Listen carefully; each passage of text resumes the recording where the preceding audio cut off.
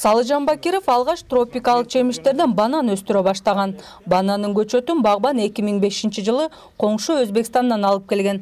Алгач короодо өстүрүп, бирок түшүм ала алган эмес. Банандарагын кышкы ызгаарда үшүк алып кеткен. 2 жылдык куруу мээнеттен соң Салыжан ага китептен бананды күнөсканада өстүрүүнүн ыкмасын окуп чыгып, күнөсканада өстүрө баштаган. Акыры дыйкан өз максатына жетип, банандары түшүм бере баштаптыр.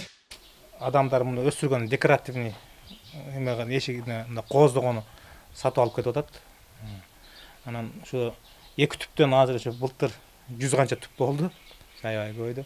Булар 19 жалбырактан 20 жалбырак болгондо уже мөмөрө баштайт экен. Булар мөмөлөрү анда өзүнө жүгөргө окшоп дүмбүл болуп, 50 сантиметрдей болуп туруп, анан ошондон дүмбүл болуп, анан ачылып, гүл пайда болуп, анан ошо мөмөрөт экен. Где 100 штуктан 150 штукка чейин берет экен. 7-8 банан ошо түйдү. Бирок багбандын айтымында чыныгы тропикалык өлкөлөрдө ачык асман алдында өскөн банан менен күнөсканада өскөн банандын даамы айырмаланып турат. Банан өсүмдүгү кадимки кара топуракка эгилип, жер семиткичтердин жардамы менен 15 градустан төмөн эмес жылуулукта өсөт. Жыл бою жашыл түсүн өзгөртпөйт. Бир идиштен экинчи идишке көчүрсө соолуп калышы мүмкүн. Жумасына бир ирет топурагын жумшартып, суу куюп туруу керек. Бизде быйыл жаам көп болду. Мен эрте ачып койдум эле бул жерде.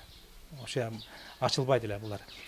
Анан эмес туура келбей калган 6 метр, бул 10-12 метрге чейин өсүп кетет экен. Анан кесип салдым, кесип салгандан болгону дагы жетип калды булар. Ушу кескенден кийин мөмөнү азайтып берет экен да. Чыккан жеринен көбүн кескенде как раз ичинен дүмбүл болуп чыгып аткан жеринен кесилип кетти. Көлөкө кылып коет экен дагы.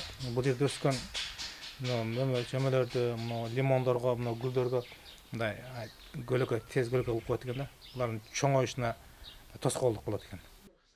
Багбандын короосунда бир эле банан эмес, тропикалык өсүмдүктөрдүн 20га жакын түрү өстүрүлөт. Алар пальманын 5 түрү, киви, фундук жаңгагы, лимон, кофе жана куурманын аравиялык түрү өсөт. Пальма дарактары өтө бийик өсөт, ал үчүн шарт жок. Күнөскана жапыз. Багбан дарактарды бутактап турууга аргасыз. Жерден азыр мына фикус, буларда калемче кылып сай өстүргөн фикустар. Мынакей черный крест жөнүндө деп коет. Бул жерде мынакей ошо айтып аткан чоң великан чоң мында 7-9дөн алып келдим эле, эмесин шагын алып келип, бул жерде отургуздум эле мынакей. Жакында ачтым анкалары, 3 ай болду, өтүп атат. Бул фикус, бул киви, айтып аткан киви. Биздин обычный жүзүмгө окшоп өсөт экен дагы, жүзүмгө окшоп тараса болот экен. Мынакей, эндиги жылдан баштап мөмөрөт деген сөз. Көрөт сонда шаптарын. Азыр бул оролуп эле чыгып кетет экен, жүзүмгө окшоп. Банан шарт ылайыктуу болсо тез эле көбөйө турган өсүмдүк. Ар бир дарак жылына 5-6 түптөн балалап турат. Бирок Салыжан Бакировдун айтымында азырынча түшүмдөрүн сатыша элек. Анткени тууган уругунан деле артпай калат.